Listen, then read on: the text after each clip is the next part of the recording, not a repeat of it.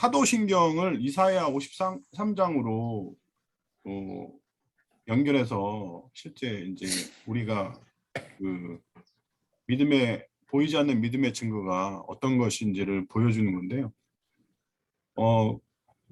거꾸로 영성 훈련이 가장 체계화됐다고 보는 이 그림이 요거 한 장이면 뭐든지 다 이렇게 순서적으로 나타나는 거고, 처음에는 하브루타 질문과 이런 것들을 연결해서 그 다음에는 이제 그 그룹 토익, 그룹 마인드 이런 형태로 그 5명씩이든 4명씩이든 나눠가지고 그 그룹으로 토의하고, 그 다음에 이제 결과물을 만드는 형태로 PT나 비디오나 뭐 일기나 이런 형태로 어떤 그 믿음의 증거를 만드는 게 결국은 요 결과물을 통해서 만드는 건데, 근데 이 사도신경이 우리가 좀 얘기할 게 뭐냐면, 사도신경은 어떻게 보면 여기 지금 처음에 제가 이사야 53장 할 때 히브리서 11장 1절부터 3절까지 제가 이렇게 읽어드렸잖아요. 근데 여기서 이제 보면 믿음은 바라는 것들의 실상이요 보이지 않는 것들의 증거니 선진들이 이로써 증거를 얻었느니라. 믿음으로 모든 세계가 하나님의 말씀으로 지어진 줄을 우리가 아나니 보이는 것은 나타나는 것을 말미암아 된 것이 아니니라. 그러니까 보이는 것만을 위한 것이 이 믿음이 아니라 실제로 보이지 않는 것들의 증거가 있는데, 그런 증거들이 선진들이 증거를 만들었다는 거예요. 근데 선진들의 지금의 우리들의 선진들의 증거는, 우리 선진이라고 하는 것이 뭐냐면 실제로 예수 초대 교회부터 지금까지 어떤 믿음의 증거들의 선진들의 증거가 뭐냐면 사도신경이에요. 그 사도신경은 우리 신앙의 선배들이 가진 이 고백문이고, 이거를 위해서 수많은 사람들이 죽었어요. 이것 때문에. 그래서 우리도 이 신조를 믿고 나가야 된다는 거죠. 그런데 그게 이사야 53장하고 비슷하게 돼 있어요. 신기하게. 그래서 처음에는 제가 이제 그런 말씀을 드렸잖아요. 이사야 53장이 전체가 12절로 되어 있는데, 이사야 53장이 가지고 있는 것들의 줄거리와 사도신경이 가진 줄거리가 거의 비슷해요. 그럼 이사야 53장을 어느 정도 이해하면 사도신경도 고백하게 돼요. 그러니까 이런 형태로 보면 이사야 53장은 우리한테 굉장히 많은 걸 준다는 거죠. 처음에 제가 말씀드렸던 사도행전의 실제 집사 빌립이 가지고 있는 또 에디오피아 관리가 실제로 전도되는 과정과, 또 이것은 또 에디오피아 관리는 또 왜 그게 저희한테 의미가 있냐면, 어떻게 보면 사마리안 외에 이방인으로서는 최초로 말씀으로 전도되는 사람이에요. 우리도 이방인이기 때문에. 그런데 그런 사람, 이방인들이 초대교부터 사도신경은 모든 믿음의 증거를 만들었다는 거죠. 여기서 보면 어차피 제가 이 부분에 대해서 이사야 53장하고 사도신경이 어떻게 같은지 토론하는 거를 제가 처음부터 하려고 했는데, 우선은 제가 이 부분 답을 드릴게요.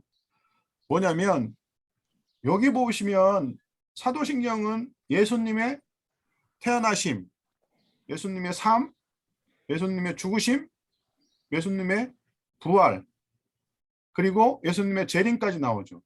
근데 이렇게 나오는 게 똑같아요. 여기 이사야 53장도 여기에서 보면 예수님의 태어나심과 예수님의 고난과 그 다음에 예수님이 어떻게 부활하셨는지, 뭐 부활은 분명히 제가 말씀드렸잖아요. 그런 부분이 있고, 그 다음에 부자 무덤과 악인과 함께 있다는 부분이 이제 실제로 이건 부활이다. 그리고 부활 이후에 재림까지 이렇게 모든 게 다 나와 있는 거죠. 그러면 사도신경을 우리가 어떻게 볼 거냐, 이거를 이제 아이들한테 그럼 질문에 대한 부분들을 이렇게 한번 해보라는 거예요. 자, 이사야 53장하고 사도신경이 어떻게 비슷한지를 서로 토론하고, 그 토론하는 거를 서로 증거를 통해서 이 고백에 대한 부분이 맞는지 안 맞는지를 서로 이렇게 연결해 보면 그 질문과 답이 서로 응답이 되는 거죠. 그래서 그거를 통해서 실제 믿음의 증거가 고백이 되는지, 그리고 근데 만약에 고백이 안 되면 무슨 문제가 있는지에 대한 것들을 아이들을 이제 그 실제로 이렇게 드라이브 그 길을 인도하면 충분히 그 이 거꾸로 영성 프로젝트의 핵심이라고 보면 돼요. 왜냐면 고백하게 하는 것들이 중요하죠. 근데 이 왜 고백하게 하는 게 중요하냐면 로마서에 보면 10장 9절에 내가 만일 내 입으로 예수를 주로 시인하면 또 하나님께 그를 죽은 자 가운데 살리신 것을 내 마음에 믿으며 구원을 얻으리니 사람이 마음으로 믿어 의에 이르고 입으로 시인하여 구원에 이르리라. 그러니까 마음을 믿으면 의인이 되지만 실제로 우리가 그 입으로 시인하면 구원에 이른다는 거죠. 매일 고백하는 이 사도신경이 그렇게 중요한 거예요. 그래서 아이들한테 어떻게 이거를 적용할 거냐. 사람 거기에 보면 결국은 예수님의 태어나심과 죽으심과 부활과 심판이 어떻게 오는지 내가 실제로 신앙을 고백하는 그 믿음이 입으로 고백되는 형태가 사도신경에 있기 때문에 중요하다는 거죠. 그럼 질문은 뭐냐면 예수님이 하나님께 예언하신 대로 그를 죽은 자 가운데 살아시고 지금도 살아계시다는 것을 무엇으로 증명하는가? 또 질문, 여러분은 입으로 예수를 주라 시인하고 하나님께서 그를 죽은 자 가운데서 살리신 것을 입으로 시인하십니까? 이 모든 것들이 결국은 이 사도신경을 이해하고 고백을 하면 그 증거가 생긴다는 거예요. 그래서 실제 사도신경이 그만큼 중요해요. 그래서 어떤 교회들은 교회 예배를 시작할 때 사도신경을 시작하고 하는 교회가 있고 어떤 교회는 뭐 그냥 이렇게 공동체는 사도신경을 이렇게 빼는 데도 있는데 저는 웬만하면 청소년 예배를 하실 때 사도신경을 꼭 암기해서 아이들한테 꼭 입으로 시인하게 하시는 게 좋을 거라고 생각해요. 그래서 그렇게 하시는 게 좋을 거고요. 그래서 그러면 오늘 실제 사도신경이 이제 신경하고 이사야 53장하고 어떻게 같은지에 대한 첫 문장이 뭐냐. 사도신경 처음 문에 전능하사 천지를 만드신 하나님 아버지를 내가 믿사오며 그 외아들 우리 주 예수 그리스도를 내가 믿사오니 이가 첫 문장이에요. 근데 이사야 53장의 첫 번째는 뭐냐면 우리의 전한 것을 누가 믿었느뇨 여호와의 팔이 누구에게 나타났느뇨 이렇게 나와 있다고요. 근데 여기서 중요한 게 뭐냐면 이상하게 이사야 53장의 1절은 그 의문점으로 시작돼요. 그러니까 뭔가 그 하나님이 능력을 그러니까 여호와의 팔이 누구에 나타났느냐 이게 의문화되는 거면서 결국은 이 의문점이 의문에 대한 답이 사도신경으로 됐다는 거예요. 제 말은 뭐냐면 이걸 한번 그대로 붙여보면 얘기가 돼요. 우리의 전한 것을 누가 믿었느냐 여호와의 팔이 누구에 나타났느냐 전능하사 천지를 만드신 하나님 아버지를 내가 믿사오며 이 두 가지가 이렇게 뉘게 나타나는 거 하면서 내가 믿사오니가 연결되는 거예요. 그러니까 결국은 이사야 53장의 첫 번째 질문과 그 사도신경의 첫 번째는 내가 믿사오며 그의 외아들 그러니까 우리의 전한 것은 누구냐면 외아들 예수 그리스도 복음이거든요. 그것을 누가 믿었느냐 내가 믿사오니가 되는 거죠. 그러니까 결국은 이 두 개의 문장이 두 개의 사도신경과 이사야 53장 1장이 서로 질문과 답으로 내가 고백하는 얘기가 되는 거예요.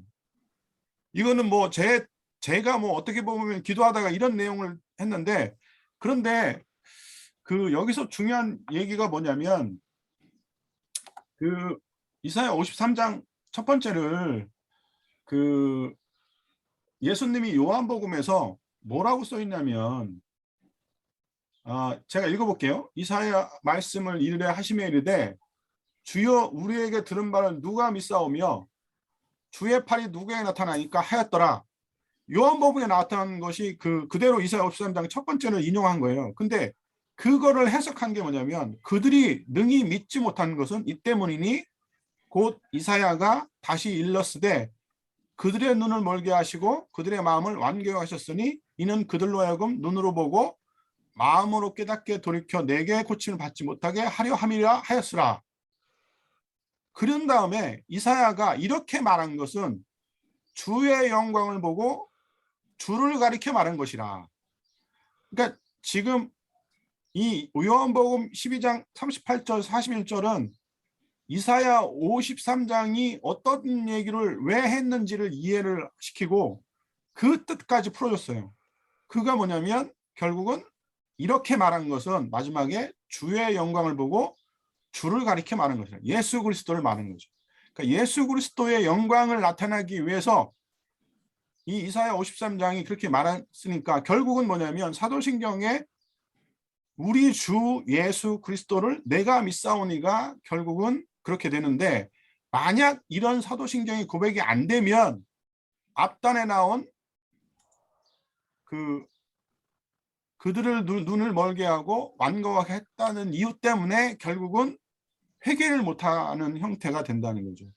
그러니 결국은 첫 번째 그 절이 엄청나게 중요한 거예요. 이게 그냥 뭐 어떻게 보면 설명하기가 좀 힘든데 이거를 이해시키는 것이 아이들을 통해서 아, 이게 정말로 사도신경이 중요하구나 이렇게 고백하는 형태가 돼야 된다는 거죠. 그리고 그러면 그 다음 절은 제가 그러면 이제 이런 것들이 결국 이제 이사야가 결국은 이 백성을 이사야 43장 21절에 뭐냐면 이 백성은 내가 나를 위해서 지었나니 나를 찬송하게 됩니다. 그러니까 결국은 사도신경이 고백하는 이 내용이 하나님과 전지를 만드신 아버지 하나님을 내가 믿는다는 고백이 하나님의 능력이 나타나고 전능하신 하나님 모든 것이 주권이 다 있다는 고백이면서 하나님이 천지를 창조하시고 우리 아버지라는 고백까지 있는 거예요. 그러면 우리한테는 결국 우리가 하나님을 찬송하는 그런 형태로 나타나는데, 이 찬송하는 것들은 결국은 이사야 43장 21절에 이 백성은 내가 나를 위해서 지었나니 나를 찬송하게 되면 찬송하게 하려고 이 백성을 선택하셨다는 거죠. 그러니까 그런데 이거를 그럼 예수님은 어떻게 했냐면, 예수님은 실제 제자인 안드레가 실제로 예수님을 찾아오고 왔을 때 예수님을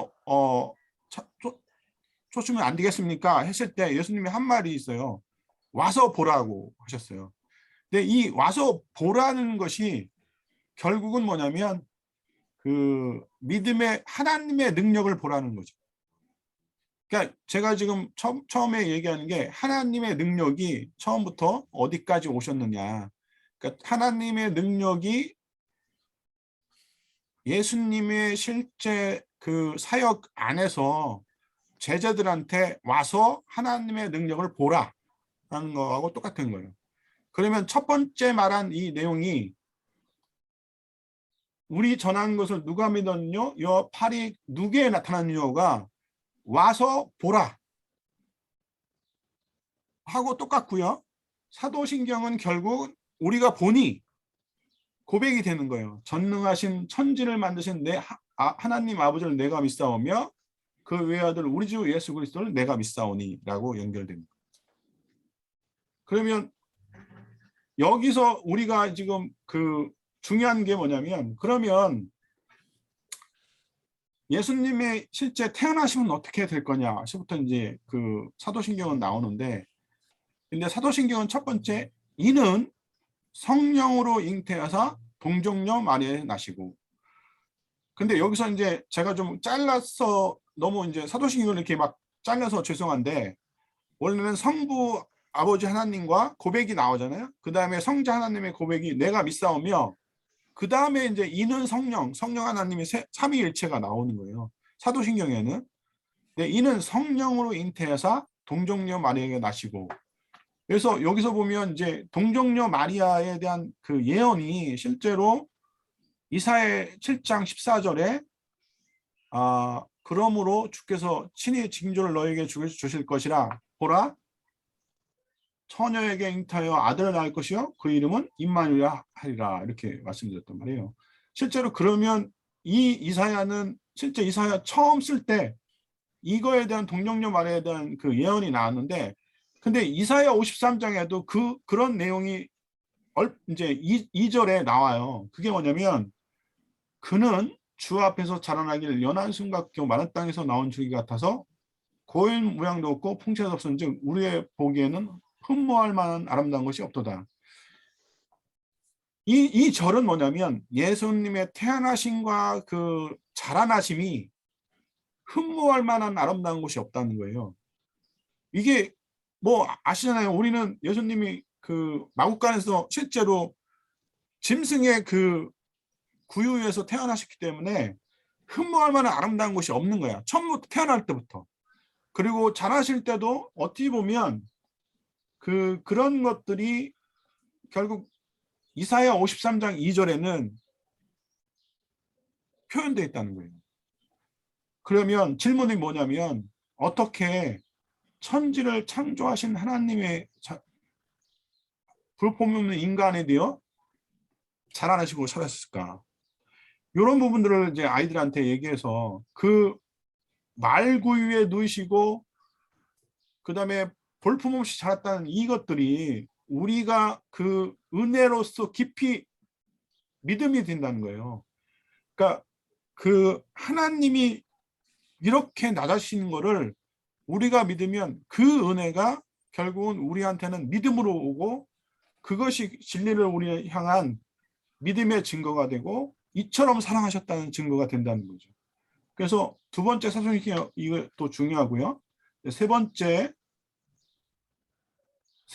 이제 본디오 빌라도에게 고난을 받으사라는 말이 있어요. 근데 이게 이제 본디오 빌라도는 참 제가 이번에 저번 시간에도 그렇고 본디오 빌라도에 꽤 많이 얘기해요. 근데 사실 본디오 빌라도는 어떻게 보면 제가 처음에 이거를 그 사도신경을 봤을 때 본디오 빌라도에게 고난을 받은 게 아닌데 왜 사도신경에는 본디오 빌라도에게 고난을 받으셨다고. 그러니까 이게 본디오 빌라도는 어떻게 보면 예수님을 풀어주시려고 했어요. 근데 이스라엘의 그 바리새인들이나 이런 군중들이 예수님을 십자가에 못 박으라고 해서 결국은 본디오 빌라도는 어쩔 수 없이 실제로 십자가에 그 형을 내렸는데 저는 이제 이거를 고민하는 게 뭐냐면 본디오 빌라도가 가지고 있는 생각이 뭐였냐면 그 다음에 이게 중요한 거예요. 그 예수님이 죄가 없다는 것을 알고 있었는데 그러면 반대가 뭐냐면 유대인들이 십자가에 못 박으라는 거예요. 그럼 정과 반이에요. 이게 실제 정은 뭐냐면 그냥 이거는 진리인데 이거는 죄가 없는 건 사실인데 반대는 뭐냐면 십자가에 못 박으라고 한 거야. 근데 본디오 빌라도는 그때 무슨 일을 생각했냐면 그 당시 유대계 풍습에 따라서 죄수를 풀어주는 것을 해서 합의를 유도한 거예요. 이게 무슨 얘기냐면 정반 합의예요. 그 합의라는 건 뭐냐면 내가 진리도 아니고 그 다음에 진리가 선과 악 중에 나는 이 두 가지를 다 사람들한테 합의를 유도해서 이 합의가 진리처럼 모든 걸 이렇게 하는 제도. 그러니까 지금 생각하면 그 군중이나 이런 식의 군중 심리, 민주주의라고 얘기하는 것들이 사실은 어떻게 보면 이거는 뭐 제 생각인데 그럴 수 있다는 거예요. 왜냐하면 사람의 수에 따라서 거수하고 사람의 수에 따라서 합의를 보는 거잖아요. 그거하고 똑같은 거예요. 그래서 본디오 빌라도는 뭐라고 했냐면 바라바를 세우고 너희들이 예수님 대신에 얘를 선택하라 하고 얘기한 거예요. 합의를 유도한 거죠. 결국은 이런 사상이 뭐냐면 헬레니즘 사상이에요. 그러니까 로마가 가지고 있는 사상들이 뭐냐면 로마는 모든 세상을 다 포용하고 세상의 모든 것들을 다 가져가서 자기에 맞게 합의를 유도해서 그 세상을 좀 더 사람들한테 이게 진리가 아닌 다수결로 합의를 유도했던 거예요. 그러니까 그런 세상에서 살았던 본디오 빌라도를 우리 눈으로 보았을 때는 그게 지금 현재 우리가 살고 있는 이 세상에 우리를 얘기하고 있는 거예요. 결국은 뭐냐면 우리에게 고난을 받으사. 그러니까 이사야 53장의 4장 6절에 그렇게 나와요. 그는 실로 우리의 질고를 지고 우리의 슬픔을 당하였거늘 우리는 생각하기를 그는 징벌을 받아서 하나님에게 맞으며 고난을 당한다 하였더라. 그 우리가 우리예요. 저, 여러분. 그 우리가 그런데 우리는 생각하기를 그 우리가 뭐냐면 지금 생각해보세요. 우리는 생각하기를 그는 징벌을 받아서 하나님에게 맞으며 고난을 당한다는 거예요. 그 당시 유대인들이 생각했던 내용들이에요. 그런데 그거를 이사야 53장 4장 6절에 그게 적혀 있어요. 그러면 우리는 이것을 정확하게 알아야 되는 거예요.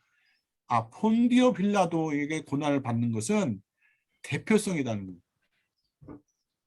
이 헬레니즘에 있는 모든 세상, 이 세상의 모든 것들 어떻게든지 선악과를 따먹은 우리들이에요. 선악과를 따먹으면 어떻게 돼요? 우리 눈으로 선과 악을 구별해요. 근데 우리가 실제 선을 볼 수 있나요? 못 봐요. 어떻게 그러면 유도를 해요? 합의를 유도하는 거예요. 선과 악 중에 합의를 유도해서 악도 아니고 선도 아니고 형태로 합의를 유도하지만 그것은 더 나쁜 악이에요. 결국은 뭐냐면 본디오 빌라도처럼 죄인, 악인을 풀어주는 형태까지 간다는 거죠. 그러니까 이 내용이 그런 사도신경의 그 의의를 정확하게 이해하시면 좋다는 거죠. 그래서 그 다음에 그러면 제가 그 이사야 53장에 그 있는 내용을 이제 잠깐 나눌게요. 그가 찔린 이유가 무엇인지 서로 토론하고 우리 허물과 우리 죄악이 어떤 것인지 그 다음에 우리의 그 죄악이 무엇인지 나눠보고 산자와 죽은 자가 무엇인지를 거기 이사야 53장을 이렇게 다시 보면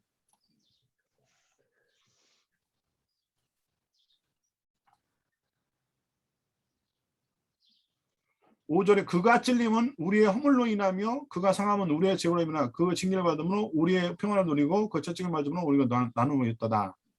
요거하고 요거를 우리가 한번 나눠보자는 거예요. 그래서 실제 우리가 가지고 있는 내용들이 이 질문이 결국은 우리 그 찔린 이유가 무엇이고 그걸 통해서 우리의 죄악이 어떻게 용해야 되는지 한번 나눠보고 보겠습니다. 잠시만요. 잘 보이시죠? 예. 예수님의 찔림이 그러니까 결국 질문이 이런 거예요. 예수님은 무엇에 찔렸는가? 아까 이제 장로님이 말씀하신 게 뭐 그 가시면류관도 있지만 죄에 찔리신 거 아니에요? 죄. 정확하게 뭐냐면 사도신경에는 십자가에 못 박혀 돌아가시고요. 못에 찔리셨네요. 네. 그러니까 우리가 고백을 할 때 그러면 이사야 53장은 우리의 찔림은 이렇게 나오잖아요. 그러니까 우리가 이제 그분의 그가 찔림은이라고 있잖아요.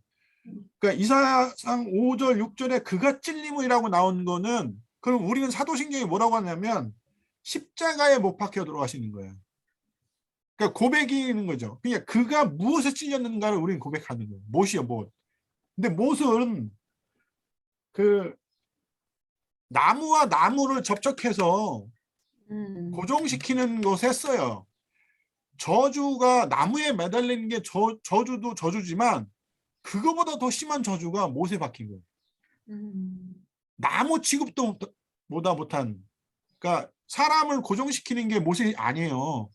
이 나무나 일반 그런 것들에 들어가서 나무끼리 이렇게 접촉시키는 건데 그것을 사람한테 썼다는 거예요.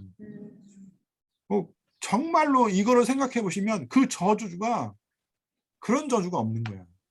물론 그 십자가는 틀한 부분이 그런 거 있는데 결국은 우리가 가진 허물 때문에 우리의 죄 때문에 결국은 예수님이 찔림을 당했는데 그 찔림이 지금 이제 곽전사님 말대로 그가 징계를 받으면 우리가 평화를 누리고 그가 채찍으로 우리가 나음을 입었다는 거죠. 그러니까 평화는 마음이고요. 그가 채찍을 받으로 나음을 입었다는 이게 뭐냐면 육체적인 그런 것들이 나중에 회복이 된다는 거예요. 다. 그러니까 이 모든 구절에 우리가 그거를 받았고 그 결과가 어떻게 된다는까지 이미 거기에 다 돼 있는 거예요. 그래서 결론은 뭐냐면 여호와께서는 우리의 죄악을 그에게 담당시키셨다. 그냥 복음의 그 나오기 십자가에 못 박혀 돌아가시려고 하는 말을 이사야 3장 5절 6절하고 그대로 연결시켜서 십자가에 못 박혀 돌아가시고 하면서 그냥 그대로 읽어볼게요. 십자가에 못 박혀 돌아가시고 그가 찔림은 우리의 허물로 인하며 그가 상함은 우리의 죄악으로 인함이라 그가 징계를 받으면 우리가 평안을 누리고 그가 채찍에 맞으면 우리가 나음을 입었도다. 우리는 다 양같아서 그릇되어 각기 제 길로 갔거늘 여호와께서는 우리에게 우리의 죄악을 그에게 담당시키셨도다. 자, 이 두 가지가 사도신경이 이사야 53장과 연결해서 읽어도 무방 없잖아요. 그죠? 그러니까 실제 이 사도신경과 결국은 연결해서 읽어보면 야, 그렇구나. 그냥 그렇게 하셔도 돼요. 사도신경을 이사야 53장 5절과 6절 읽으시고 사도신경하고 같이 붙어서 얘기를 해도 그거는 고백이나 마찬가지인 거지. 그래서 그런 얘기를 진행하시면 좋다는 거예요. 그 다음에 그러면 아까 말씀드렸잖아요. 그가 징계를 받으면 우리는 평화를 누렸다. 그가 채찍에 맞으면 우리가 나음을 입었다. 제가 이제 그 전체적인 이 복음의 얘기를 하는 게 뭐냐면 평화라는 거는 우리가 죄인인데 평화를 입었다는 거예요. 죄인인데 평화를 입었다. 이런 내용이 죄인이면서 죄인이 아닌 것도 아닌데 평화를 입었어요. 그런 제도가 실제로 구약에 있어요. 구약에 어떤 제도냐면 도피성 제도예요. 도피성. 네. 그러니까 도피성을 생각해 보면 죄인이 거기는 뭐 실제로 뭐 그냥 우리가 무지간에 그 죄를 지은 사람들만 가는 건데 많은 죄인들이 그냥 가면 대제사장이 살아있는 동안은 평화적으로 어떤 사람도 그 사람의 죄를 물지 않았어요. 근데 문제는 뭐냐면 제사장이 죽으면 나가야 돼. 도피성이 제사장이 그걸 이미 보증을 하고 있는 거예요. 근데 우리의 대제사장은 하늘에 계셔서 하나님 오른편에 앉아서 지금도 살아계시고 영원히 살아계시잖아요. 우리는 천국의 도피성에 있는 거예요. 그리고 대제사장은 이미 영원히 살아계시기 때문에 영원히 살아신 것을 우리가 믿으면 결국 우리한테 평화가 온다는 거죠. 결국은 이거는 히브리적인 사고로 하나님이 우리를 대신해서 돌아가셨다. 우리의 관점으로 되셔서 우리 대신에 돌아가셨다. 히브리 사상은 항상 그런 생각이 있어요. A와 B를 관점으로 생각해가지고 서로 그 차이를 이해를 시키면서 서로 질문과 답을 하는 게 하브루타예요. 근데 그 하브루타 방식도 결국은 관점을 서로 생각하기 위해서 서로 이렇게 질문과 답으로 계속 얘기하는 건데 이 실제 천국은 하나님의 복음은 결국은 예수님이 인간이 되셔서 오셨다는 것은 사람의 관점으로 죄인이 되셔서 우리를 대신해서 돌아가셨으므로 결국 우리가 평화를 얻고 우리가 육체적으로 나음을 입었다는 거죠. 모든 것이 그게 복음이라는 거죠. 그래서 그런 거를 이해하시면 복음이 결국은 이 안에 있구나. 이것들을 실제로 알게 되는 거죠. 그러면 여기서 보면 이제 그 다음 구절이에요. 장사한 지 사흘 만에 죽은 데 가운데서 살아나시고. 근데 제가 이제 이거를 뭐 장사한 지 사흘 만에 죽은 자 가운데서 다시 살아나시는 그 비유를 뭐 악인의 무덤, 무덤과 함께 악인과 돼 있다. 그다음에 제가 그거를 요 구조를 이장로님하고 저기 토론을 했어요. 그게 그 실제는 뭐냐면 아니 그 아버지 그거 아니구나. 그거는 이제 제가 좀 잘못 얘기한 거예요. 이 구조는 악인과 함께 되고 부자의 무덤이 되었다. 이런 부분들은 이제 제가 이렇게 그 부활에 대한 그 설명이라고 돼 있잖아요. 근데 그 결국 그거를 보증하는 일, 부활을 보증하면서 계속 살아시겠다는 것을 보장하는 게 이사야 53장 10절하고 12절에 그 여호와께서 그로 상함을 받게 하시기를 원하사 질고를 당하였은즉 그 영혼을 속건제물로 드리기에 이르며 그가 씨를 보게 되며 그날은 길 것이요 그의 손으로 여호와의 뜻을 성취하리다. 자, 장사하는 사람은 죽은 다시 살아나신 것은 여호와의 뜻이 성취가 된 거예요. 그러니까 이사야 53장 10절 12절에 나오는 그 마지막 여호와의 뜻을 성취했기 때문에 그분이 살아시고, 만약에 여호와의 뜻이 십자가에 못, 그러니까 예수님이 순종하지 않고 십자가에 안 들어가시면 부활이 없는 거예요.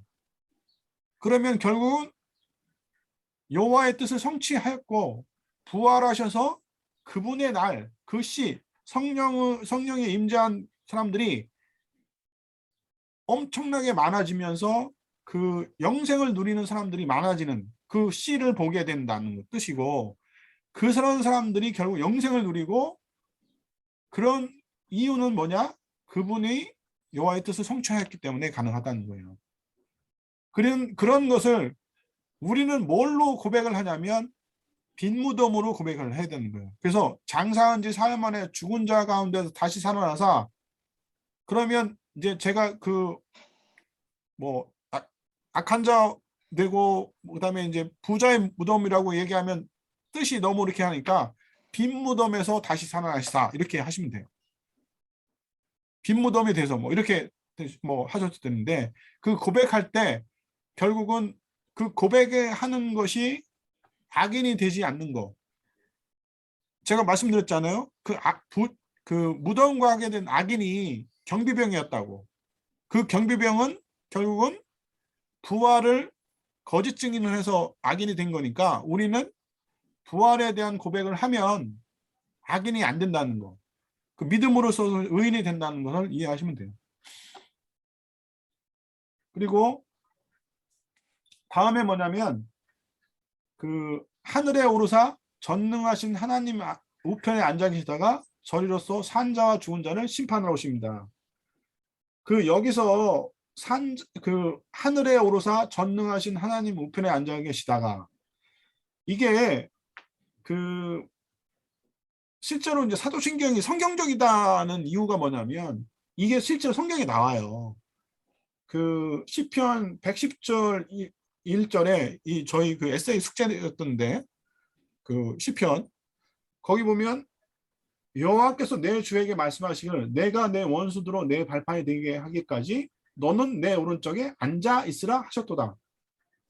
그 얘기와 시편의 110편 이 1절 얘기하고 하늘에 오르사 전능하신 하나님 우편에 앉아 계시다가 이 내용하고 똑같이 실제로 그 말씀이 이루어진 거죠. 그런데 이것을 여기서 보면 이제 그 디모데후서 4장 1절부터 4절까지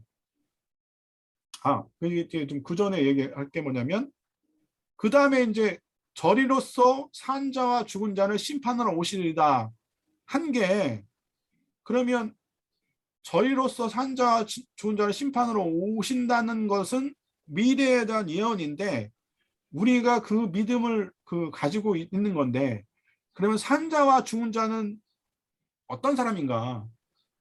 그 산 자와 죽은 자에 대한 것들이 누구이며 또 죽은 자는 누구인가? 이것을 이제 질문으로 저희가 한 거예요. 근데 그 사도신경의 산 자와 죽은 자는 이사야 53장에 의롭게 된 사람과 아닌 사람, 여기서 보면 그 이사야 53장 11절에 이렇게 나와 있어요. 그가 자기 영혼에 수고한 것을 보고 만족히 여길 것이라.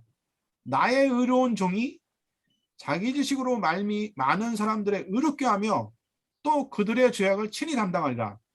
여기서 많은 사람을 의롭게 하며, 의롭게 된 사람이 산자예요.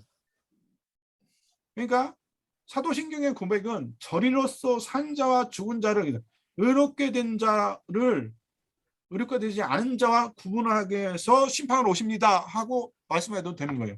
그러면 이사야 53장 11절과 연결이 되는 거죠. 그러니까 의롭게 된 사람은 뭐냐면 결국은 예수님을 믿어서 칭의를 받은 사람, 칭의를 받은 사람은 결국은 의인이 되는 거죠. 근데 예수님을 믿지 않고 다른 것을 믿는 사람들, 세상 것을 믿는 사람들은 결국은 악인이 되는 거예요. 그럼 악인은 뭐냐? 죽은 자예요. 이 죽은 자가 결국은 된다는 거죠. 그러면 성경에 보면 그 신약에는 그런 구절이 있냐는 거예요. 사도신경에 산자와 죽은 자는 심판을 오시리다. 이게 성경적이냐 아니냐에 따라 제가 사도신경을 다시 한번 보라는 거예요. 디모데후서 4장 1절 4절에 뭐라고 써 있냐면 하나님 앞과 살아있는 자와 죽은 자를 심판하실 그리스도 예수 나와 있잖아요. 디모데후서 4장 1절 4절에 1절에 그게 나와 있어요. 결국은 신약에 보면 신약의 고백이 이 사도신경의 고백은 성경에 나와 있는 것을 그대로 고백을 하는 거예요. 그런데 디모데후서 4장 1절 4절부터 그러면 그 내용 후에 살아있는 자와 죽은 자를 심판하시는 그리스도 예수 앞에서 그가 나타낼 것과 그의 나라를 두고 엄히 명하노니 너는 말씀을 전파하라. 때를 어떤지 못 얻었든지 항상 힘쓰라. 범세 오르창과 가르침으로 경책하며 경계하며 권하라. 이게 성령의 열매예요. 성령의 열매를 가진 사람들은 악인이 아니고 의인이고, 그러니까 의인은 성령의 열매가 나오는 거죠. 그러니까 그 사도신경이 얘기하고 있는 고백은 결국은 뭐냐면 우리가 그렇게 사는 거예요. 어떻게 사냐? 말씀을 전파하고 때를 얻든지 못 얻든지 항상 힘쓰라는 거예요. 제가 지금 여러분들한테 말씀드리면 전파하는데 힘을 쓰라는 거예요. 내 것을 내가 내 안에서 가지고 그냥 나만 구원받겠다 하는 사람들은 성령의 열매가 없는 거예요. 어떻게 보면 성령의 열매는 계속 드러나려고요. 복음을, 빛은 드러나게 돼 있어요. 그러니까 계속 드러나셔서 항상 힘쓰고 오래 참고 가르쳐라는 거예요. 그리고 경책하라. 아이들을 경책해서 그 실제로 지옥이 있다는 걸 얘기해 줘야 돼요. 그리고 그 씨를 보게 되면 이제 여기서 보면 이제 그 다음 절인데요. 성령을 믿사오며 사도신경에 성령을 믿사오며 거룩한 공교회와 성도가 서로 교통하는 것과 죄를 사해 주시는 것과 몸이 다시 사는 것과 영원히 사는 것을 믿사옵니다. 아멘. 요 구절이 뭐냐면 그 보이지 않는 것들의 증거예요. 여기서 그 보이지 않는 것들 대부분 뭐냐면 거룩한 공교회, 어떤 그 사도신경에는 공회라고 써 있지만 거룩한 공교회, 우리가 예를 드는 건 뭐냐면 교회가 보이지 않는 형태로 하나는 거예요. 예수님의 몸이고 그 다음에 성도가 서로 소통하는 거, 교통하는 거 다 성령으로 이루는 거예요. 죄를 사해 주시는 것, 그 다음에 몸이 다시 사는 것, 영원히 사는 것은 여기서 눈에 보이는 게 없어요. 눈에 보이지 않는 것들의 증거예요. 다. 그러니까 결국은 이게 예수님의 씨를 갖는 사람들이 믿음의 여정인 거예요. 이걸 고백하는 사람들이 결국은 사도신경에 있는 내용하고 똑같아요. 그러면 이사야 53장 10절 10절에 뭐라고 썼냐면 그가 그 씨를 보게 되며 그날은 길 것이다. 결국은 그런 그 씨를 가진 사람들이 뭐냐면 이런 고백을 하는 거지. 이사야 53장의 그 고백이 결국은 그 설명이 그 씨를 가진 사람은 성령을 믿사오며 거룩한 공교회와 성도가 서로 교통하는 것과 죄를 사주시는 것과 몸이 다시 사는 것과 영원히 사는 것을 믿는 거예요. 이것들이 같이 바라는 것들의 실상, 우리가 보이지 않는 증거지만 믿음은 제가 그래서 계속 얘기하는 거예요. 믿음은 바라는 것들의 실상, 실상이죠. 그냥 현재적으로는 보이지 않지만 보이지 않는 것들의 증거니까 우리는 증거로 고백을 하지만 결국은 우리가 바라는 게 뭐냐면 영원히 사는 거예요. 우리가 바라는 게 실상이 뭐예요? 영원히 사는 거고 몸이 다시 사는 거잖아요. 우리가 죽어도 몸이 다시 사는 거고 우리가 실제로 모든 것을 원하는 거죠. 서로 이런 것들이 원하는 게 뭐냐 이거예요. 그럼 바라는 것도 실상이 믿음 안에 있다는 건데 그 믿음을 보이지 않는 것들의 증거로 고백하는 게 사도신경이고 그걸 적어주는 것이 뭐냐면 이사야 53장이라는 거예요. 그래서 그런 내용들로 여러분들이 따라오면 충분하게 이걸 이해하는 거예요.